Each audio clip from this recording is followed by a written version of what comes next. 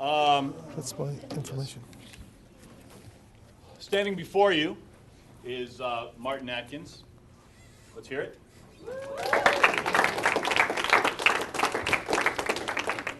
Martin was in many distinguished bands, from Ministry, Killing Joke, Pigface. And he's written a book called Tour Smart, which is a vital guide to the one thing that you can still control. And he's gonna, he's going to speak to you for the entirety of the class time today. Although I would imagine that if you have questions, he's happy to hear them. So enjoy him. And here he is, Martin. Thanks. Hi, guys. Cool. So my touring lecture is a couple of hours, and it dots all over the place. It gets philosophical at times. So I edited it down to, 45 minutes. We'll see what we get to. I've got some pretty good stuff to look at specifically on touring, so we'll see. And as Billy said, any questions you have, I'm here, so you can ask me any questions. Wow, I'm going to have a it's hard. Stiff neck. They'll lean in. Yeah. So that was my shit, by the way. One of the first things I'll tell any student, artist, or anybody I talk to is to always consider the source of any information that's given to you, right? You should do that. That's what we were talking about before. We were talking about Donald Passman. You're lucky here to have John and Billy, people who are in the business doing this stuff, good people to learn from. So everything's changing all the time. Let's just have a look at this stuff before we get into the other stuff. Is anybody still MySpacing? Wow, okay. They're stubborn.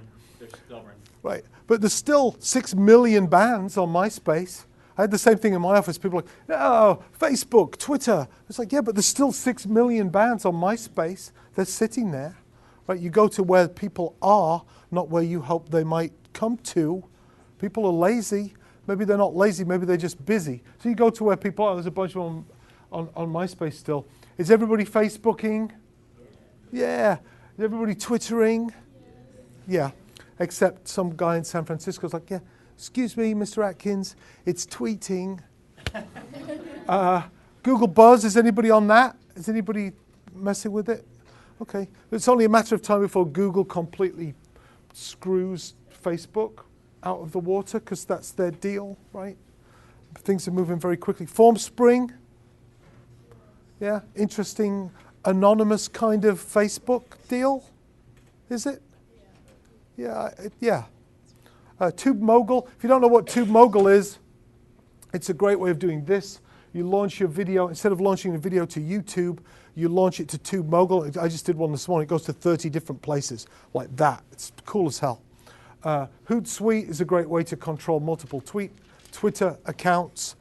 And I put WIMP in here because I do marketing stuff as well. They just launched a new music service in Norway that's Norwegian-specific music, and it's called WIMP.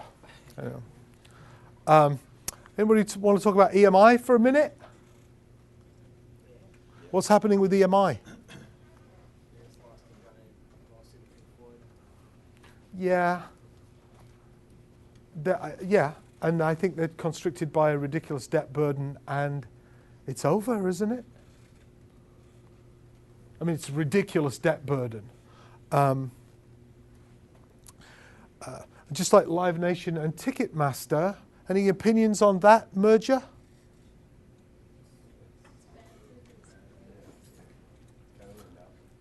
Hands up for bad. Hands up for good. See, I'm a contrary. Do I have to watch my language? Can I? Okay, I'm a contrary fuck. I'm an entrepreneur. I'm a plate spinner. That's what I do. Most of the situations I've been in, I might walk into a room and it's one thing, and by 10 minutes in, it's something else. Live Nation and Ticketmaster, they're oil tankers. Huge corporations. It takes them 7 miles and half a day to make a turn. We need to be speedboats, not in the top echelons of the music business, but if you're trying to break in, break a band, break a brand, you've got to be a speedboat making quick, fast decisions, right?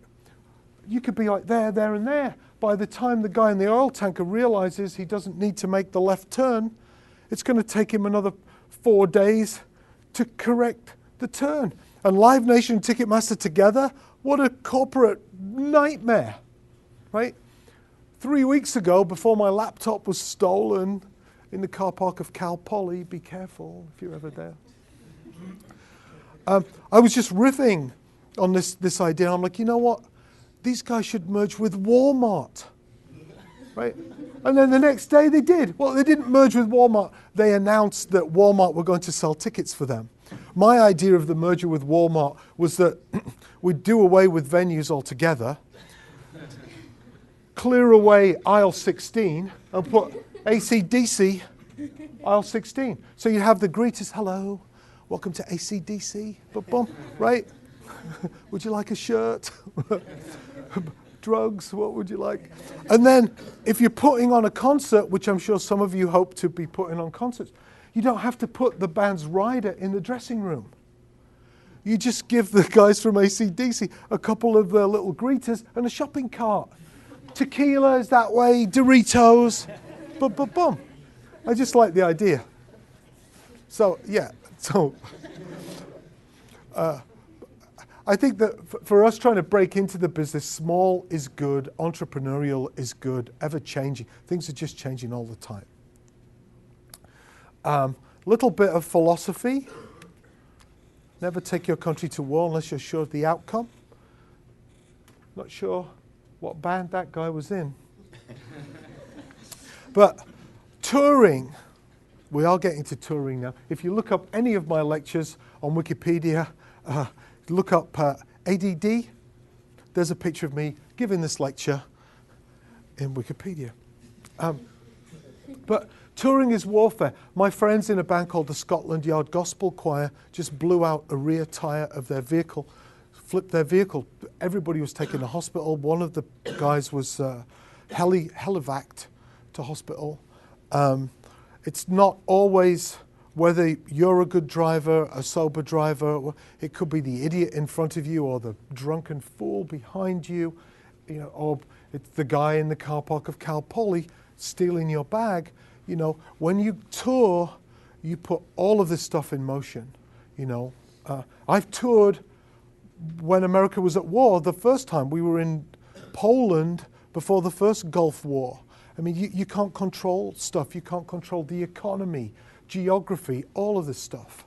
So you have to conduct yourself accordingly. It's hand-to-hand combat. There are no guarantees. One of my old students from Columbia just called me yesterday. He went on a kind of a flaky tour. He works at a club in Chicago called Reggie, so he's not an idiot. He's seeing 50 bands a week come through that club. And he went on tour managing, I think, a ska band. And he didn't pay himself. He thought he'd pay himself at the end of the tour. And there wasn't any money. I'm like, well, why didn't you just pay yourself every week? You can avoid these problems when you conduct yourself accordingly. So never take your country to war unless you're sure of the outcome. Aim low, get high. It's another one of my philosophies. How do we put 20,000 people in a stadium? I have no clue. I have no idea. But this is the new business. If there were 2 people sitting over there, you could make friends with them, get their email information, be nice, give them a free EP or a free t-shirt or something. You could make friends with them, and all you have to do to put 20,000 people in a stadium is that 9,999 more times. That's it. There are no shortcuts to succeeding in the business anymore. It's about one-on-one communications, reaching out to one person at a time, creating a friendship or a fanship. There's all kinds of new words going around. I saw U2 play to 17 people in a club in London. So there's a path from 17 people to 20,000 people. I was lucky enough to be at the Great Wall of China in 2006. It's a great metaphor, if you like, for succeeding in the business. You can look at this from a distance and go, well, how the fuck did they do that? What? It's mind-blowing. It's one of the 7 wonders of the world.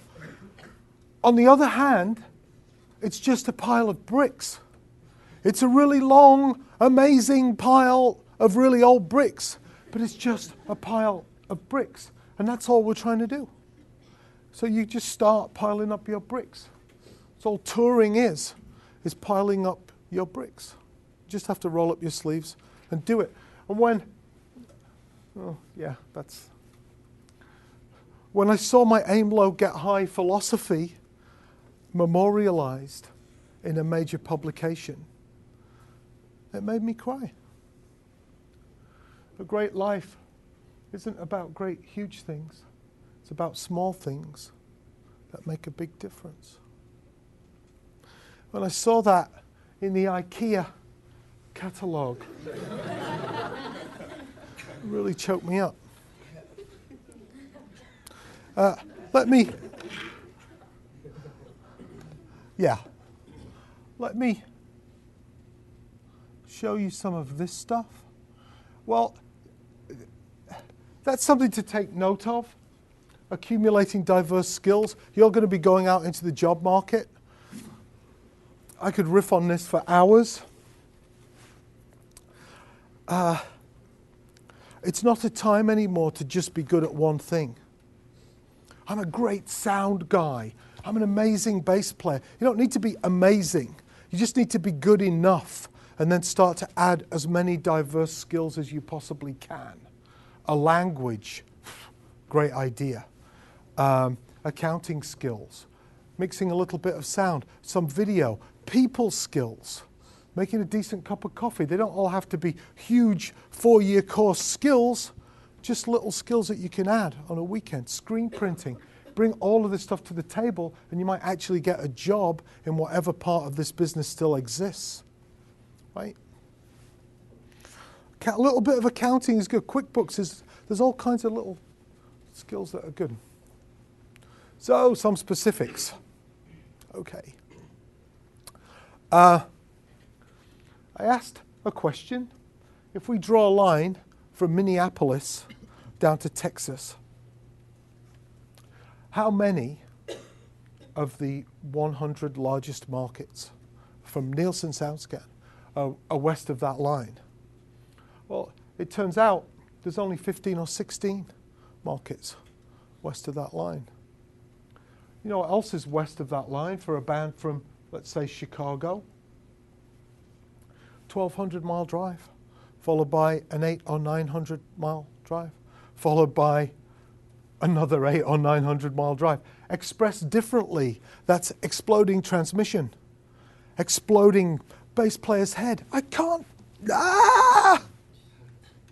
followed by exploding lead guitarist underpants from a dubious burrito you bought from a truck stop just outside of Salt Lake City.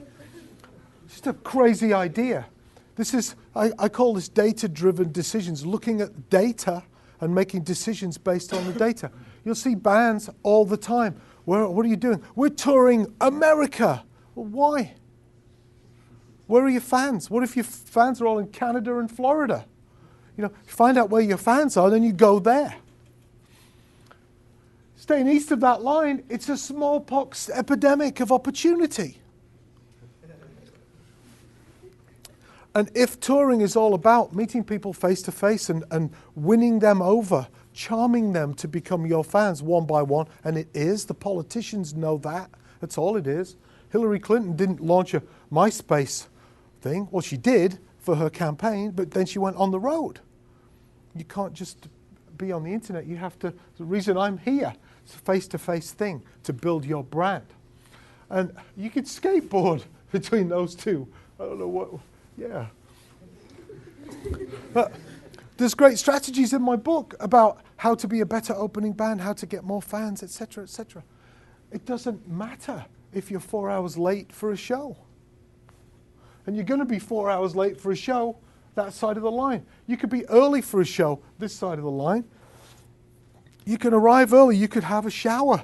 You could fix your equipment. If you haven't sold many tickets, you can wander around town, go to a Starbucks, a clothing store, a hair salon, a Starbucks, a record store if you can find one, a Starbucks, a tattoo parlor, or a Starbucks, and invite those people to come to your show. If you're playing at the wrong venue, you can find the right venue. You could sound check. You could buy the sound guy a cappuccino. That's how you're going to get a good sound at your show. Not by 5 more pages in your contract, which won't protect you. Just buy the sound guy a cappuccino. Roll him a joint. Buy him a slice of pizza. We're going out for Thai food. Do you want some? Be nice. It will get you way more.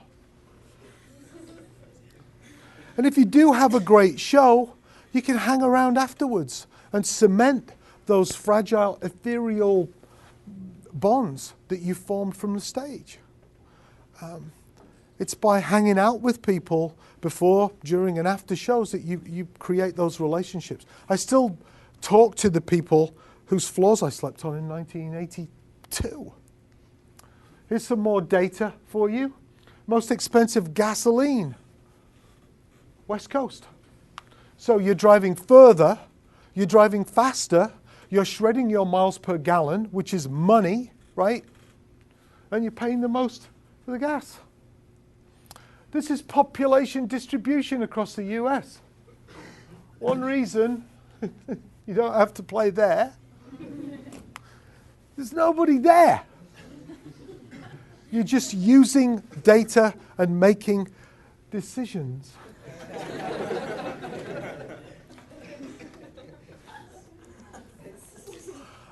This is what, wow, it's bleaching out a little bit, but you can see it. This is what 2 different tours, looks great on my laptop. 2 different tours. The band from Chicago, who shall remain nameless, Project 44, decided to go to Los Angeles to play at the Whiskey A Go-Go. I'm like, this is great because I teach the business of touring. I wrote a book called Tour Smart, and I used to buy my speed from the cocktail waitresses at the bar next door to the Whiskey A Go-Go in LA. And I can tell you firsthand, it's a crappy pay-to-play venue that you don't need to play. But they did this tour instead of this one. Not much of a strategy, really. When you're only playing to 50 to 150 people a night, you could do that much closer to home. You don't have to go all the way to LA. I think it destroyed the band, actually. And this is how it breaks out. They did 6,000 miles. They could have done 2,000 miles. They spent $1,200 on gas. They could have spent $426 on gas. So the $800 of tour support that the record label that wouldn't sign you wouldn't give you, you don't need, because you made a data-driven decision. They spent 114 hours in the van. Yes.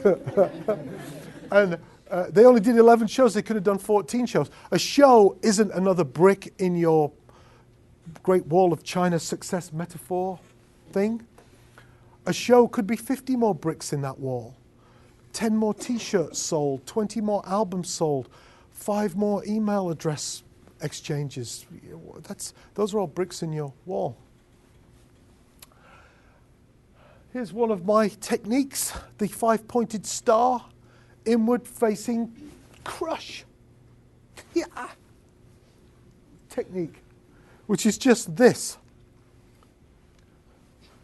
For some reason I chose Cincinnati to be an important place, right? But bear with me, because I can't change it now. Let's say there was a really important show in Cincinnati, right? And there could be all kinds of reasons that the show was important. Maybe it's your hometown and you don't want to look like an ass in front of your family or some girl that you want to shag one day. Maybe there's a journalist there, you want to get a good review. Maybe it's just one of those vibey venues where if bands do well, the reverberations of that good show have a positive effects on the next 50 shows, right? Vice versa, a bad, poorly attended show will have a negative effect, right? So you don't book a show there. You never take your country to war unless you're sure of the outcome. You book shows within easy traveling distance for your fans in your genre, and you meet them. You sign them up to your mailing list. You play good, you smell good. You do anything you need to do to build up your mailing list before you book that show, right? And if you don't have enough people on the list, not MySpace friends who don't exist, who aren't going to come and see you anyway, but real people that you think might come and see you, if you don't have enough people to fill the venue in Cincinnati, you go around again.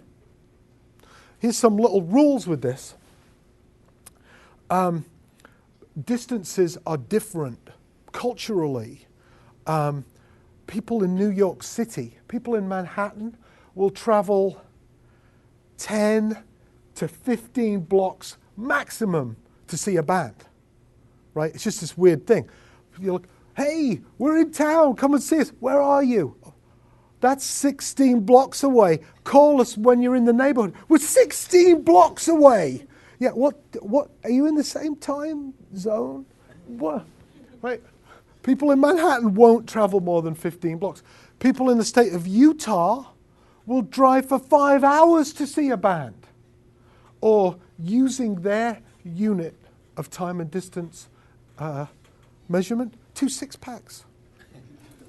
Distance itself is different. The 80 or 90 miles from Rochester to Buffalo is an hour. The 90, 100 miles from San Diego to LA, what's that? That could be 7 hours, right? So there's differences that you need to take into account. So wherever your Cincinnati is, you book these shows around there, and you don't just hope that these people that you've met will come to your show. You incentivize them to come to your show. You create new products all the time. Maybe you have a live album. Maybe you create a fake live in Germany album, right? Just record a live album in somebody's basement, and if you don't know the names of any cities in Germany, throw a typewriter down the stairs, and I guarantee you. So then you announce your show in Cincinnati, you say, hey, you know the Live in Germany album we were talking about? We're going to have it at the Cincinnati show, 50% off with a free shirt. People say, yeah, I'll buy that from your website. It's not available on our website yet. The only way to get it is to come to the show, right? That's a carrot. Yeah, that's what you have to do with people these days. And you don't just hope that that's enough. You look at your boards, and if a bunch of kids in Dayton or small market are online going, we want to go and see the band. We've got to buy the fake Live in Germany album. We don't have any gas money. Send them gas money. Well, don't send them gas money, send them a gas card. I mean, don't be an idiot. We're drunk, this fool, send us gas money. Send people a gas card. Because if the only thing standing between you and 5 more kids coming to your show is $10 or $15 worth of gas, that's a bargain. Usually, it's $10 or $15 worth of gas, the fact that they're doing something else, they've never heard of you and they don't care. If it's only $15, it's a bargain. You get that money any way you can, and you just did something else, which is create amazing word of mouth. The singer from the band just called me. They saw, I didn't, That's a fan for life, right? That's another person spreading the word, evangelizing about your band, your brand. Bam. Something else you could do to make it easier to fill a venue, choose a smaller venue, right? You'll learn pretty quickly the music business is a world where common sense, flew away a long time ago. Should we play, we've never played Cincinnati before, should we play the 150 capacity bar where it's free to get in and the drinks are pretty cheap? Or there's this huge venue that holds 1,500 people. You have to pay to park. Yes, let's play there. Right? Bands just continue to make really bad decisions. If you play the 150 capacity venue, what's the worst thing that could happen? Sold out. Great, you get to put sold out on your website. It's only people like me, and perhaps Billy and John, who say, you sold out, great, what's the capacity of the venue? Most people just go, oh, sold out, wow, right? If you take that same 150 people and you put them in a 1,000 capacity venue, it's a catastrophe, isn't it? And even the 150 people who love you, who bought the fake Live in Germany album, they're like, I love this band. At least I thought I did. Nobody else seems to. This is a bad experience. I don't want to be the only person in town who likes this band. I want to be a rebel, but part of a group of rebels who are all being rebellious together in the same way. All of my rules are flexible. Momentum is king. If you have momentum, you could get money. Always. If you have money, it's difficult. Nice shirt, by the way. Are you English? No. Oh. Well,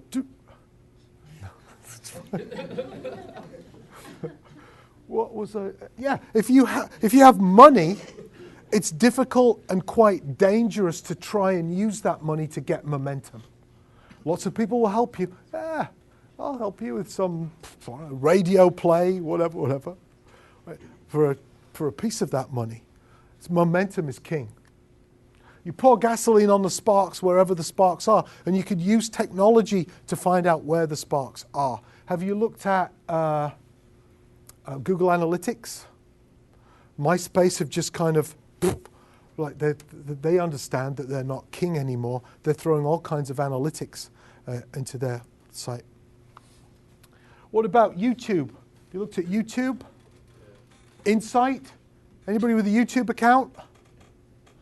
You know about Insight? Okay, you hit the Insight button, this is what you get. Mission Impossible, rest in peace, Peter Graves, just died today. You get this map of the world with where people are playing your video. How many watched it on what day? It's crazy, isn't it? I'm looking, well, it's washed out a bit, but I'm looking to see if any people in Norway watched a video I did from last year's South by Southwest. Not many. When I did a little interview with Guar, I got 4,000 hits in a week. So I should do another re-edit of that interview and no more interviews with that band from Norway. Anybody know about hotspots? It's another button, has to be your account. You hit your Insight button, and then hotspots. Your screen divides into two, and you get to see the video with a timeline, and this graph, it's like an aggregate of audience attention. So you throw your video up there, you think it's a great video, but if every time you switch to the drummer, yeah, here we go, twizzling the sticks. If it goes like that, it's telling you people don't like looking at your drummer. Chop him out of the video. Give him his own little video for both of his fans to watch. Oh, well, we'll lose that. Okay, so let's look at some pretty aggressive strategies to promote a show. I started doing postcards to promote shows. I was doing package tours with 3 or 4 bands, 3 or 4 buses. It's like, how can we promote this event? How can I be more sure of the outcome? So we started to do postcards. And then, bless you, instead of, you know, where you could do a postcard and if you keep the printer's information on the other side of the card, they'll give you 20% off. I always just thought that was lame. Like 20% off is good, but the artwork probably isn't going to be consistent with the artwork for any one of the tours I'm involved with because it probably says fuck somewhere. So I called up a company called Pleasurable Piercings in Perth Amboy, New Jersey. Like, hey, we do these postcards. I send them out to my street team kids. Do you want to split a card with me? They're like, yeah. So we split the card, 50-50. So that's better than a 20% discount, right? So then I did a tour called the United 2 Tour. This is an evolution of like 6-7 years of promotional guerrilla tactics. And yeah, here we have all of the elements of a successful graphic promotion combined to create total crap. Partial nudity, a gun, a turntable, the word sex, drugs, dope, murder, mayhem. So the artwork is crap, sorry. But we we reached out to, I think, 8 or 9 different partners. A band called Slick Idiot, a band called Bile, who advertised their tour with KMFDM on the back of one of the cards. A company called SpookyGirls.com, who sell, what do they sell? I don't know what they sell. I don't know. I guess it's like Suicide Girls. Another band on tour. So that was great. We split a card with them, maybe 5 or 10,000 cards. They were touring the country, giving out their cards, promoting like in advance of our tour. It was pretty good. We did a couple of different pig face tour cards to keep the graphics different. Punkassgear.com, who sell boots and shirts and whatever, felt like a good partner. We're doing banner exchanges with these companies as well. Another band called More Machine Than Man. A company called Hellbomb delivered the artwork to us. They thought it was funny to say, fuck Pigface. That's one of my bands, Pigface. So, oh, come on, there. So we had 80,000 postcards for a tour. But it wasn't until I'm thinking, yes, I nailed it. 50% off. It wasn't until I was sitting in a bar in Detroit between the venue, a coffee shop, and an art gallery. It's like the last cool block in Detroit. And I look over and I see all of these postcards neatly arranged right where they should be, right where you'd want them to be if you were the guy from Pleasurable Piercings. Right by the door, right by all the other cards. And I'm like, shit. I'm not selling half of the postcard. That's not the value that I'm bringing to this equation. I'm selling the distribution and placement of these cards in the cool places. So the next time we did a tour, which is a free-for-all, it was a free tour that we did after this, I called up Pleasurable Piercings. I'm like, hey, we're going to do a card which is going to be distributed to my field reps, my street team kids all over the country. It costs money to FedEx, even ground FedEx cards to these kids. Send them a shirt and a postcard at Christmas time. Thanks for your help. Oh, your dog died. Well, it's all time and effort and energy to keep these kids motivated. So the package I proposed to Pleasurable Piercings and all these other partners included the distribution and the placement of the cards. And I said, and for that, all you have to do is pay for the card. And they all said yes. So the next tour we did after this, we had 80,000 promotional cards. It didn't cost me anything for those cards. We're still not sure that the shows are going to be successful, but with 80,000 more postcards out in the market, they're more likely to be a little bit more successful. Then I did this, same tour. We made 20,000 promotional CDs in 20,000 color-printed sleeves. Can anybody tell me what that cost the tour? Yes. I'll go slow motion. Time will stand still as we wait for an answer. Can you hear the clock ticking? Tick, tock. $10,000, 50 cents a disc. Right, but I wouldn't be enough of a fuckhead to stand here and lecture and write a book if I paid the same as everybody else would pay for that. What if it was $0? That'd be pretty cool, wouldn't it? Could we all agree that that would be quite amazing? Okay, hook, line, and sinker. What if I made $36,000 by making 20,000 promotional CDs to promote my tour? It would be unbelievable. You want to take me for lunch, wouldn't you? Did you get that on tape? Good.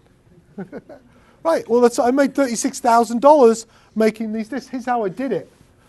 Some people say, oh, sponsors. No, well, that's a good idea, but no sponsors.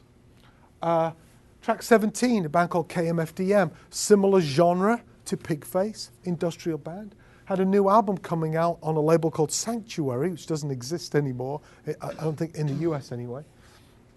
I called the head of marketing. I said, hey, I'm doing 20,000 discs, which will be distributed by hand to 20,000 kids who like Pigface, who look like they're going to like KMFDM. Yeah, it's $3,500 per track. Do I FedEx you a check or wire you the money? I'm like, shit, I should have said $5,000 a track. At $5,000 a track, it's targeted marketing. That's a great deal. Tanzwut, track 12, a band from Germany. There's 9 guys in the band who seem to spend a lot of time in kilts wrestling in baby oil. Their manager was based in Texas. He like $3,500. That's great, because what else is he going to do to test the market for his band? Fly them all over from Germany? Have a bunch of people going, 9 German guys in kilts wrestling in baby oil? Nah, I don't think so. Dope were on the tour with us. I called their then label Artemis in New York. I gave them a 2-for-1. Like, hey, you're on the tour, I'm a 2-for-1. That's already $10,500. Some of the bands that I work with that are on my label, or I publish, I didn't take money from them. I put an invoice in their statement. I'm not going to take $3,500 from a band that doesn't have it, because you can't. I'm not going to take $3,500 from a band that has $3,500, because then they have nothing and you're an asshole. But should any of these bands get a placement with ESPN, Showtime, HBO for $20,000, I'll take the $3,500 from them then, right? So I know enough to put that invoice in their statements. So we have more chance of this succeeding now. Yeah. How do you enforce that? Enforce what? You collect on your invoice like afterwards. Well, Do you have a contract? yeah. Right. Even if I have recording and publishing with some of these bands, I'll still say, hey, the market value of one track on this CD is $3,500, and here's the evidence of that. This is what other people are paying. I didn't just invent this thing. We agree we want to have a track included, and we agree to the price. Now, you might never see that money. It's soft cash. You might never see it. But I'm going to be the person, because I own the masters and the publishing, negotiating with HBO, and I'll go, hey, thanks for the $20,000. Hey, band, here's the 16 and a half, and right? So I'm policing my own thing. But we're making a placement more likely by putting them on 20,000 promotional discs. We're being a good label by doing stuff like this. But before my head hits the pillow and I'm high-fiving myself, good job, Martin. You did 80,000 cards. You did 20,000 discs. Great job. No, you did a good job. No, it's you. I like sit up. Am I now hoping that every promoter in the country is going to get a Sharpie and correctly and legibly write the information on every one of these 20,000 CDs? No. I'm taking responsibility for everything. So I order 20,000 labels, 5 cartridges for the printer, a few cases of imported beer, and 10 pizzas for our promotional CD labeling party, right? Because if you're relying on a promoter to promote, you're screwed. You're in for quite a nasty surprise. I call promoters door openers. Not to be insulting to them, a lot of my friends have, I've known people since the 80s who are promoters. But by calling them door openers, you understand exactly what you're expecting them to do. Open the doors of the venue. And as long as they do that, that's all you're expecting of them. You have to take control of everything else. If you don't, you'll be the manager or the label or the guy in the band, the guy promoting the brand at that club in Cincinnati. It's 1,000 capacity, and there'll be 2 people there. So you're going to pay the price of everybody else's lack of attention to the things that are important to you. Nobody else cares. Nobody else gives a shit.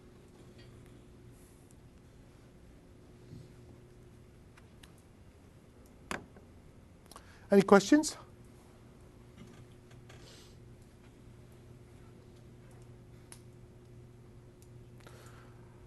Really? Let's have a sure. I was just wondering where you toured with that Okay, I've been doing this since I was 9 years old.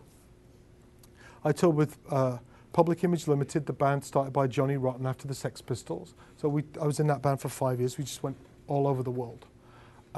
Killing Joke, Ministry, Pigface, Damage Manual, Murder Inc., a couple of other things in between. I worked with 9 Inch Nails on the Head Like a Whole video and on the track Wish.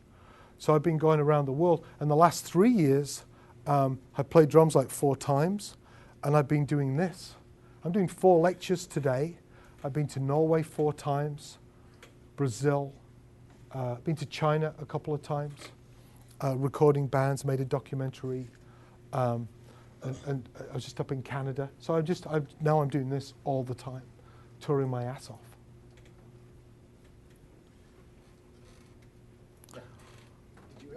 Did you have a book or anything that you could read, or was it all just kind of trial and error? It was all trial and error. I know Passman's book has been out for a while. I don't know how much there is about touring in there.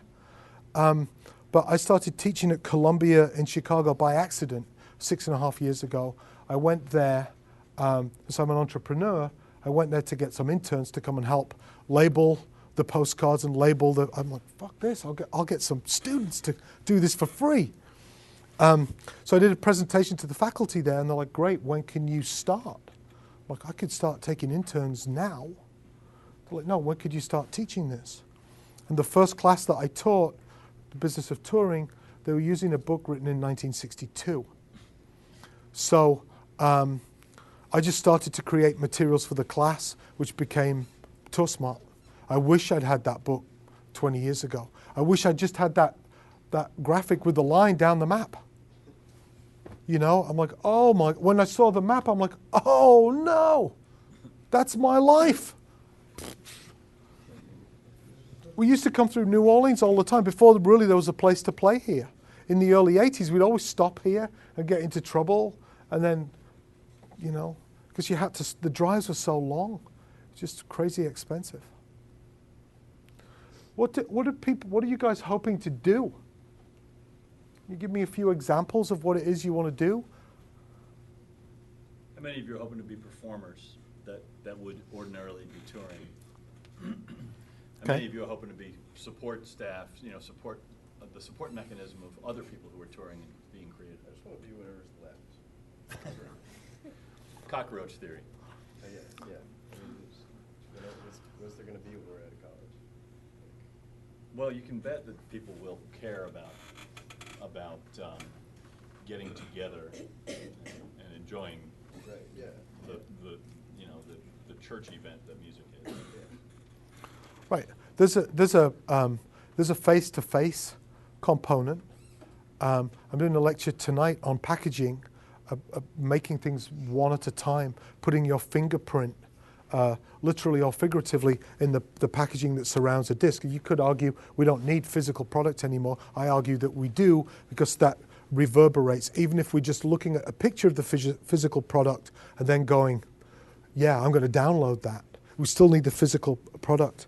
Talk about making everything special, right? Making everything somehow unique, making everything one of a kind. One way or another, there's a way of making everything one of a kind. Right. So going on the road to communicate that is increasingly important. There's some kid in my, I have a recording studio as well. There's a guy in my studio the other day, he's like, yeah, I've just been on the road. I'm like, wow, who are you on the road with? He's like, Sennheiser headphones.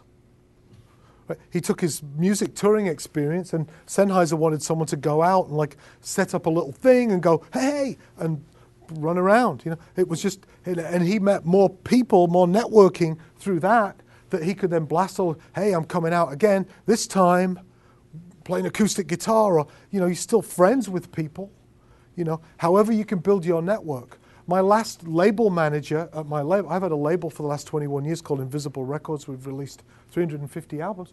He worked the Obama campaign, the mayoral race in Houston, and the mayoral race in Pittsburgh. And he uses maps like the maps I was showing you to decide where their mailings are going to go and to whom. So some of these skills are interchangeable. Thinking on your feet, making a difference to any situation, which is what touring is, like, oh my God, there's nobody here, the singer's got diarrhea, The sound guy seems to be on crack, won't give us any. We've just got problems, problems, problems. You just deal with the stuff and you make it work. The promoter's left with the money. You know, and those skills are transferable. Yeah. Going back to the map that you showed earlier, are you suggesting that if we are artists or something like that, to build a following in our hometown instead of moving to like the music capitals like LA or New York? Oh my God. But I have a whole other thing, which is don't move to LA or New York. Nobody cares.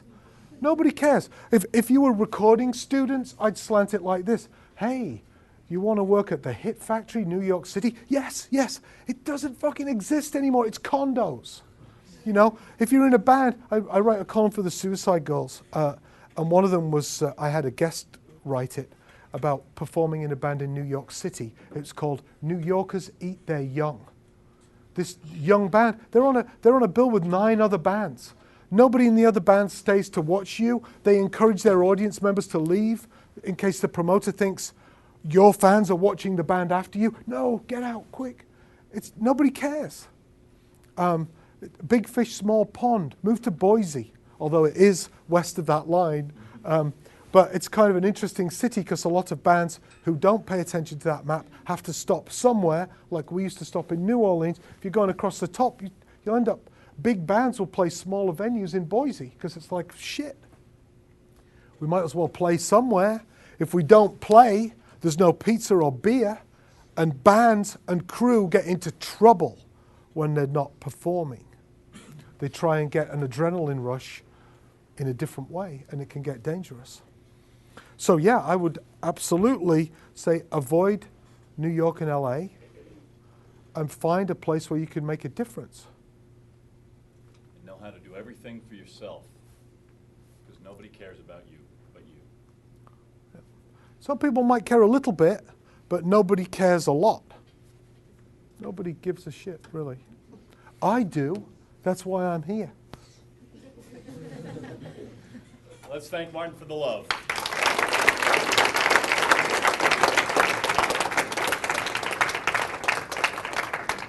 All right, y'all, I know we're out of time, so make sure you get your papers into the WAC lab this week. If anybody's having trouble getting that done, go and do it. Go to the WAC lab. By this week?